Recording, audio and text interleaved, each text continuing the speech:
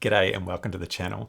Over the last 12 years, I've been fortunate to buy lots of gear from Canon, from Sony, from Olympus. In that time, I've made a few mistakes and there's lots of things I wish I'd known before I purchased that gear. Ultimately, my goal with this video is to help you be as best prepared as you can be before you go and buy, say, this 100 to 500 from Canon or this R5, just by covering things you may not have considered, which may help you. And I also want to stress this video is more targeted at beginners. Every issue I raise can pretty much be found by scouring the internet and looking in the right places or reading the manual. But many of us just don't have time for that or the knowledge of where to look. That's why I'm making this video, to help those of you who might not have thought of these things. So the first thing I want to let you know about is some brands aren't including lens hoods when you buy a lens. So for me, I have to have a lens hood. The lens hood protects the front element. I'm always walking through the bush. Last thing I want is a stray branch or something hitting that front glass. So a lens hood to me is an integral part of the lens. So I got very confused when last year or the year before, I bought a couple of RF lenses from Canon from their affordable range. This lens here is the RF 800 f11. It's not a cheap lens. I think it was still over 1,000 Australian dollars. So when I purchased this, I unboxed it and I thought, where's the lens hood?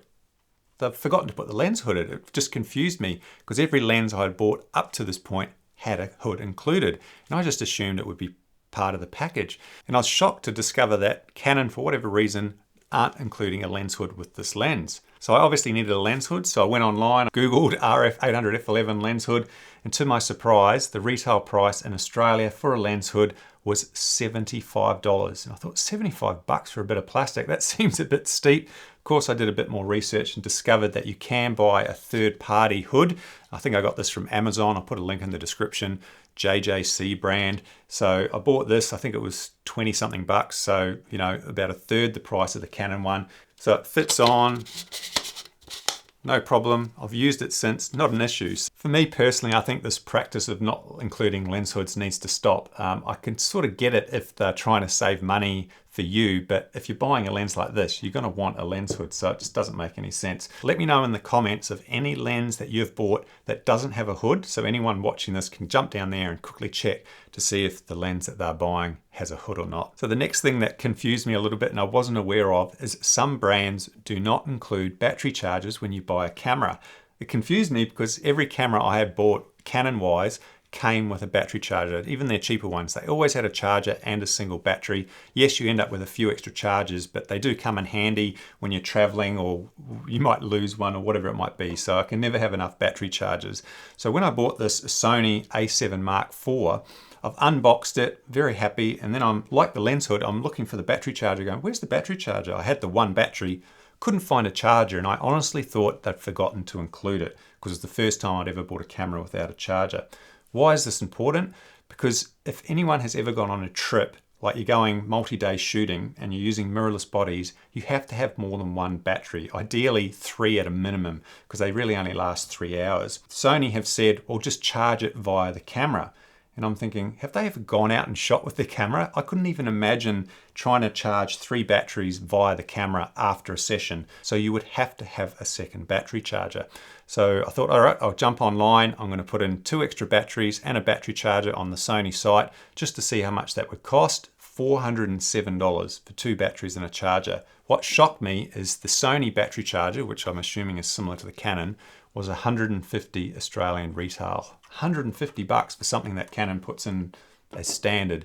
Kind of shocked me, to be honest. Now, something I do need to raise is you can use third-party batteries. Now, do your own research in that regard. The batteries do work, however, you can't charge them via the camera itself, and of course, they're not going to be as good. However, they're much, much cheaper. So for example, you can buy a dual charger, 2 batteries for around 88 Australian, so around a quarter the price of the genuine. So it's just something you might need to think about. Now, of course, I have to admit, I could have found this out just by going online and Googling it or watching reviews. And it wasn't just this Sony A7 IV, my Olympus OM1 also did not come with a charger. Now, their argument might be, well, we're just trying to stop wastage and we're trying to reduce the price. And I guess that is fair enough. However, what you might not know is that if you buy the premium bodies like the Sony A7R5, it comes with a charger.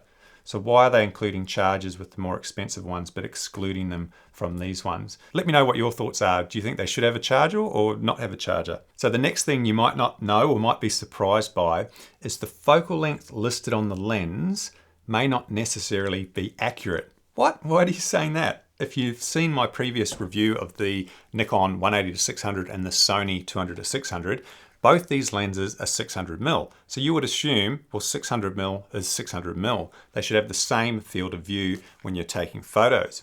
And at infinity, that is when you're focusing long way off, they probably are very, very similar. And that's the measurement that they use. So when you are buying a 600mm lens, it's tested at infinity. What they fail to tell you is that as you get close to the subject, your focus distance is shorter, the focal length of certain lenses will reduce, and it reduces significantly. So you can see in this shot here, we've got a different field of view, even though both lenses are 600mm. On the left, we have Nikon at 600, and on the right, we have Sony at 600. Both taken from the same location, the same distance. I think it was about 5 meters from the subject. So why is the Sony so much smaller? Well, I can't tell you exactly why that is because I don't know.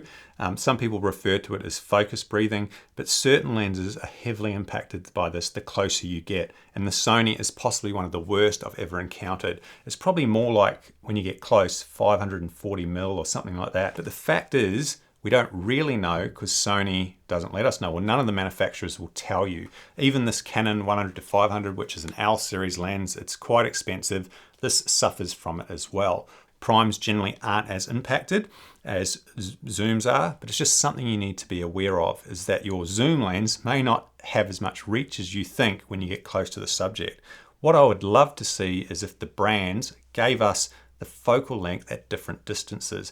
Let's say minimum focus distance, 5 meters, 8 meters, 10 meters, something like that. So when we look at the specs, we can see, oh, which lenses suffer from this more than others. Because at the moment, you've just got to rely on reviewers or people just anecdotally testing it and going, oh, gee, this one's different to this one. So it's just something you need to be aware of, is certain lenses are definitely impacted and might not give you as much reach as you're expecting. Okay, so the next thing I want to share with you is weather sealing. It's so important. Whenever I review lenses and cameras, they say, Dwight, how good's the weather sealing? So when I reviewed this RF 100-500, I wanted to know how good it was. So you look it up and Canon says, it's very good. How do I have any way to prove that? How do I have any way to differentiate Canon's from Sony's weather sealing? What we need is some sort of standard. So thankfully, there's an agreed upon standard for weather sealing. I forget exactly what it's called. It's called the Ingress Protection Marking Code. You've likely seen it on phones that you've bought. It says IP and then 2 numbers. So the latest iPhone is IP68. The 2 numbers are what's important. The first number relates to dust or solids. The second number relates to water. Wouldn't it be great if we could look up this Canon lens and find out what the IP rating of it is? Well, I tried and I couldn't find it. I had a look for the Sony, couldn't find it. However, when I look it up for the Olympus, they do list it. So to Olympus's credit, this OM1, which is their flagship body, so this has a rating of IP53. So what does that IP53 stand for? The 5 relates to the dust, which says that limited ingress, no harmful deposits, which is good. And then we look at the water, and that number 3 relates to water falling as a spray at any angle up to 60 degrees from the vertical shall have no harmful effect. And Olympus shared the footage of them testing their camera and lenses, and you can see just how much water that is. So that's a full credit to Olympus for sharing their IP rating. The question is, why don't any of the other brands do it? And I don't have a good answer for that. I just don't know. I wish they did, because then it would give us more confidence in buying gear. So it'd be extremely helpful to know, especially for bodies like the Canon R7. If you're not aware, that's Canon's latest APS-C body. It's promoted for wildlife, for sports, so one would assume it should have pretty good weather sealing. But when we look up weather sealing to try and find out what it is, all it says is it's equivalent to the 90D, which is an older DSLR. We look up the 90D, that has no IP rating, so how do we know how good that is? We look that one up and it says not as good as the 7D Mark II, which is a really old APS-C. So we can deduct that the brand new R7 from 2023, is it this year or late last year, does not have as good a weather sealing as their really, really old 7D Mark II, which doesn't fill me with a lot of confidence. And I would much prefer to have some sort of number or rating so we have a better understanding as consumers of how good it's going to be in the field. So what are your thoughts on this? Do you think they should include the IP ratings or not? So the next thing you might not be aware of is the cost of fast memory cards. So traditionally we've been using SD cards for a long time and they are completely fine. However, when we start to shoot high FPS bodies like the Sony A1 or the Canon R5, we're going to need faster memory cards. The industry came up with two designs that they adopted, CF Express B and CF Express A. As you can see, B is much bigger than A. However, B is pretty much twice the speed. So the bigger card's twice as fast. The question is, why would anyone go with the CF Express A card? Well, it's a lot smaller and you can actually use the same slot for this and SD card. So it's very versatile and it is a lot faster than an SD card. What has happened though is pretty much every brand has adopted CF Express B card. So Nikon, Canon, Fuji, they've all gone with this B card. What that meant is the demand for these cards has shot up and the price has come down. One brand that I know of went with CF Express A, and that's Sony. Sony adopted CF Express A, but I don't think many other people have. As a result, the price of this card is ridiculously high. If you're buying Sony, the A1, and you want a fast card, you're going to be shocked at the price. I know I was. I'm very grateful that ProGrade support the channel, and ProGrade actually supplied me with these cards at no cost. So I need to divulge that. And if you want to buy these ProGrade cards with a discount, just check the description, and there are discounts available, and I do appreciate that. But let's have a look at the actual price of these cards. So you can get a 1 terabyte ProGrade card, which is very fast, for around 400 American dollars. Now that's a lot of money, and I get that, but we're getting 1 terabyte. The largest CF Express A card is 640 gigabytes by Sony. Get ready for it. It's $1,000 US. $1,000 US. In Australia, you don't even want to know. I think it's around 1,700 Australian dollars for a 640 gigabyte CF Express A card. And to make matters worse, they've only just come out with that 640 gigabyte. For a long time, you could only get 160 gigabytes. And I kid you not, the Sony 160 gigabyte retails for the same price as the 1 terabyte ProGrade card. So you just need to be aware, if you're buying Sony and you want CF Express A card, you're going to have to budget for a fair bit of money because it's just a real shock. Hopefully in the future, all the brands will agree on the next standard and they all use the exact same card, which will result in cheaper prices for us. So the obvious question is, do I need a CF Express A card? And technically you don't. You can just use SD cards. However, what's going to happen is you're going to hit your buffer a lot quicker and your frame rate will drop. So you're just going to be shooting at a much lower frame rate with SD cards. If you want to shoot at a constant high frame rate, you'll need the CF Express A card. Unfortunately, there's no way around that. So the next thing you need to be aware of, and I underestimated this big time, is the speed of the sensor, the readout speed of a sensor in a mirrorless camera. It is so important. Why is it important? Well, the sensor readout speed dictates how many autofocus calculations it can make constantly and also impacts whether there's any rolling shutter in our images. For any of you that have used a mirrorless camera, you've taken photos and wings are warping, trees are wobbling, and you're thinking, what is going on? It has to do with the readout speed and rolling shutter. What we don't know is, well, what's the readout speed of these cameras? Because they just don't list it, which is very strange considering how important it is. How do we find out what the readout speed is? Well, some people have done a number of tests themselves and they've released it on the internet, and there's a variety of different ways you can do this.